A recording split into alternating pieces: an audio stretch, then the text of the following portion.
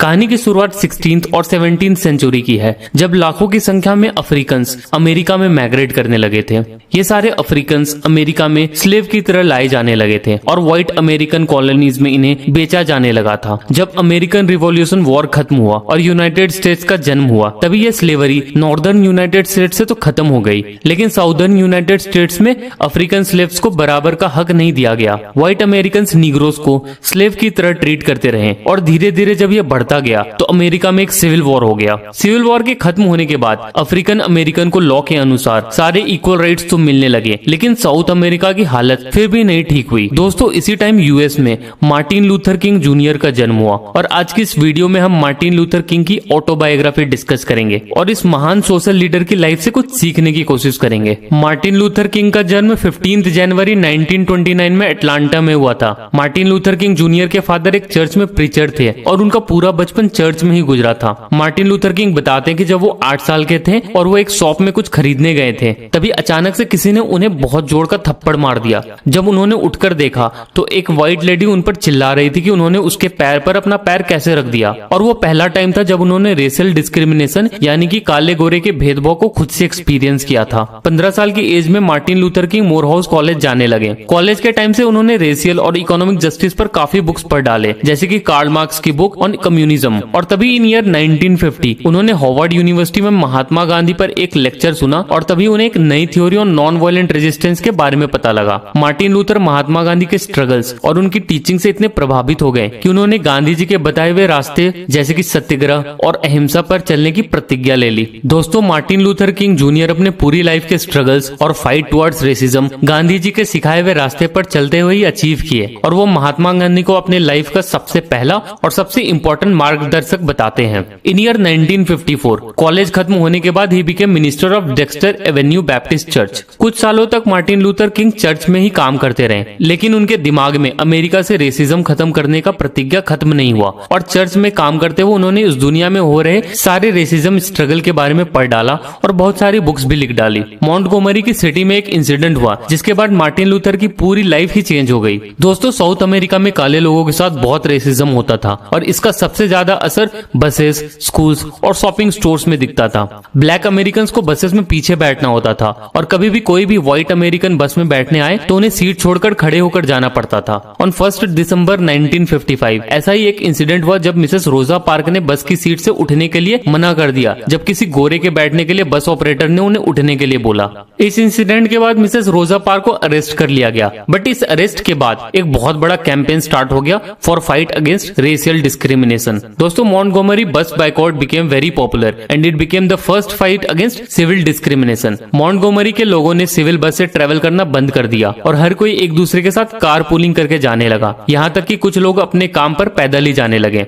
इस पूरे मूवमेंट में मार्टिन लूथर किंग सबसे आगे बढ़कर लोगों के साथ रहे and he became a leader of Montgomery improvement association. इस मूवमेंट के सक्सेस के बाद मार्टिन लूथर किंग ने और भी बहुत सारे मूवमेंट स्टार्ट कर दिए to fight against racial discrimination. दोस्तों, मार्टिन लूथर किंग अपने ऑटोबायोग्राफी में बताते हैं कि उनके ये सारे मूवमेंट्स में महात्मा गांधी के बताए हुए नॉन वायलेंट स्ट्रगल से ही इंस्पायर्ड थे और उनका पूरा कोशिश रहा कि उनके सारे मूवमेंट्स भी इसी नॉन वायलेंस प्रिंसिपल पर ही चलें। इसके बाद ऑन 30 जनवरी 1956 जब मार्टिन लूथर किंग अपने काम से निकले हुए थे, तभी उन्हें मैसेज मिलता है कि your house has been bombed. जब वो अपने घर पहुंचे तो लकीली उनकी वाइफ और बच्चे सेफ थे, बट तभी उन्हें पता चला कि कैसे इस रेसिज्म के कारण व्हाइट अमेरिकन लोगों में इतनी नफरत है कि वो किसी को मारने से भी पीछे नहीं हट रहे हैं। इस इंसिडेंट के तुरंत बाद मार्टिन लूथर ने सभी ब्लैक अमेरिकन से रिक्वेस्ट किया कि चाहे कुछ भी हो जाए वो लोग हमेशा नॉन वायलेंट मूवमेंट ही करेंगे। मार्टिन लूथर किंग जो एक नेशनल लीडर बन गए थे, उनके पीछे गवर्नमेंट और व्हाइट अमेरिकन बदले के मौके ढूंढने लगे थे और पहली बार उन्हें जेल भेजा गया ऑन 26 जनवरी 1956 फॉर कार स्पीडिंग और दूसरी बार on 22 March 1956 for illegal boycott. हालांकि दोस्तों, इन दोनों बार ही was released on bail. Martin Luther King की पॉपुलैरिटी और विजन के कारण ही became head of southern leader conference group on Saturday afternoon 20 सितंबर 1958 जब मार्टिन लूथर किंग एक डिपार्टमेंटल स्टोर में बैठकर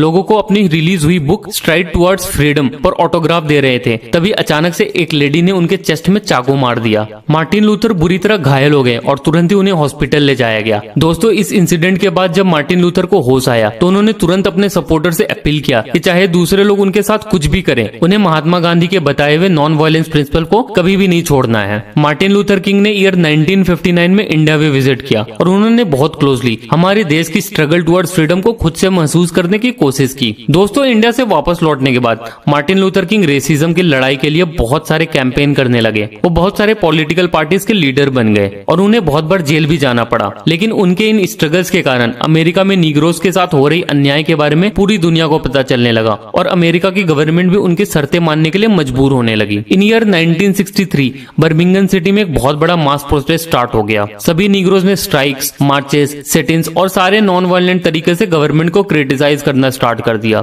इस प्रोटेस्ट में पुलिस ने मास अरेस्ट किया and Martin Luther King got arrested for 13th time. दोस्तों, बर्मिंघम की जेल से उन्होंने एक बहुत ही फेमस लेटर लिखा, letter from the Birmingham jail, जिसे पढ़ने के बाद पूरे अमेरिका में नीग्रोस की फाइट एक यूनाइटेड फाइट हो गई और एक बहुत बड़ा प्रोटेस्ट और डेमोन्स्ट्रेशन स्टार्ट हो गया to fight against racism and civil rights. लेकिन दोस्तों, कुछ ही दिन बाद ऑन 11 मई 1963 मार्टिन लूथर किंग के भाई के घर को फिर से बॉम्ब कर दिया गया और वो जिस होटल के रूम नंबर 30 में रुकने वाले थे उसमें भी एक बॉम्ब प्लांट कर दिया गया। बट लकीली मार्टिन लूथर उस दिन एटलांटा में ही रुक गए थे। On 28 August 1963 United states of America की हिस्ट्री का सबसे बड़ा मास मूवमेंट स्टार्ट हुआ, march on Washington for jobs and freedom. दोस्तों, इस मार्च का मेन मकसद था अमेरिका में रह रहे नीग्रोस को सोसाइटी में बराबर राइट्स मिलना और इस मूवमेंट के स्पेसिफिक डिमांड्स थे: no racial discrimination in schools, strict law to stop racial discrimination in jobs, protection of civil rights, minimum wage protection for all workers. और वॉशिंगटन ने ऐसी भीड़ कभी भी नहीं देखी होगी जब on 28 August 1963 around 250,000 people came there, जिसमें बहुत सारी सेलिब्रिटीज और इंपॉर्टेंट गवर्नमेंट डिग्निटरीज भी शामिल हुए थे। मार्टिन लूथर किंग ने पूरी भीड़ के सामने न्यूयॉर्क सिटी और वॉशिंगटन डीसी में एक ऐसी स्पीच दी जिसने अमेरिका के लोगों को हिलाकर रख दिया। दोस्तों, इनकी स्पीच का नाम था आई हैव ए ड्रीम। चलिए हम इस स्पीच का एक छोटा सा पार्ट सुन लेते हैं।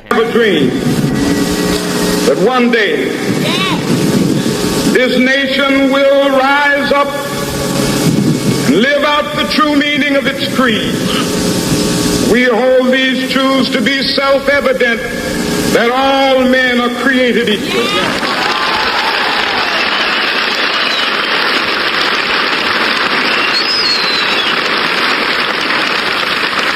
I have a dream that one day on the red hills of Georgia, sons of former slaves and the sons of former slave owners will they be able to sit down together at the table of brotherhood. I have a dream. My 4 little children will one day live in a nation where they will not be judged by the color of their skin but by the content of their character. I have a dream today.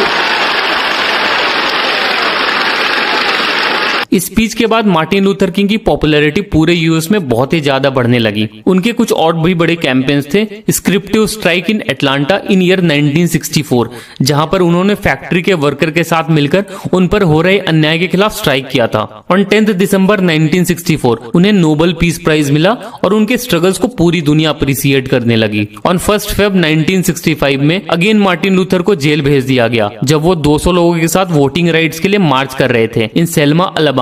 दोस्तों, जब US ने Vietnam war start किया तो Martin Luther ने इस war को बहुत oppose किया। उनका बोलना था कि जो पैसा यूएस गवर्नमेंट इस वॉर को लड़ने में स्पेंड कर रहे हैं वही पैसा नीग्रोस पर खर्च करके पॉवर्टी और लिटरेसी पर काम करना चाहिए। एंड ऑन 4 अप्रैल 1967 उन्होंने एक एंटी वॉर स्पीच दिया, बियॉन्ड वियतनाम। इस स्पीच के बाद मार्टिन लूथर पॉपुलर तो हो गए लेकिन व्हाइट अमेरिकन और यूएस गवर्नमेंट उनसे नाराज हो गए थे। लेकिन मार्टिन लूथर किंग बोलते हैं कि उनका यह मानना है कि अगर कभी भी वायलेंस और गरीब लोगों और बच्चों पर अत्याचार होगा तो वह उसके खिलाफ जरूर बोलेंगे, चाहे वह उनके खुद के देश की गवर्नमेंट क्यों ना कर रहे हो। On 29 March 1968 Martin Luther Memphis City पहुंचे for support of sanitary public workers और उन्होंने अपना लास्ट और फाइनल स्पीच दिया on 3 April 1968। On 4 April 1968 Martin Luther King जब अपने होटल की बालकनी में खड़े थे तो उन्हें गोली मार दी गई। He was shot by James Earl Ray at 6 PM in the evening और उनका डेथ हो गया एट हॉस्पिटल।